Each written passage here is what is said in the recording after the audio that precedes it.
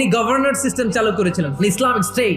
Bahrain, ইয়ামান, মিসর, কুফা, বসরা, Mecca, Medina, এই 7 জায়গায় 7 জন গভর্নর পাঠিয়েছে। তাদের থেকে তথ্য নিতেন। সাইয়েদনা আমর ইবনে আল-আস রাদিয়াল্লাহু তাআলা আনহুকে পাঠিয়েছেন মিশরে। মিশরে একটা দৌড় প্রতিযোগিতা হতো। ওই দৌড় প্রতিযোগিতায় আমর ইবনে আল-আস রাদিয়াল্লাহু তাআলা আনহুর ছেলে অংশগ্রহণ করেছে, কিন্তু এক মিশরি ওই দৌড় প্রতিযোগিতায় চ্যাম্পিয়ন হয়ে গেছে। রানার্স আপ হয়েছে আমর ইবনে আল-আসের ছেলে। এবার মিশরি ফার্স্ট আর গভর্নরের ছেলে সেকেন্ড। রাগের চোটে আমর ইবনে আল-আসের ছেলে ওই মিশরির মাথার মধ্যে কয়েকটা বাড়ি মেরেছে। মিশরি বলে, আমার মাল্লা কেন? তুমি খেলায় পারো না, আমারে মাল্লা কেন? কয়, আনা ইবনুল আকরামিন, আমি গভর্নরের পোলা, আমি যা বলবো এটাই হবে, আমার উপরে কথা নাই।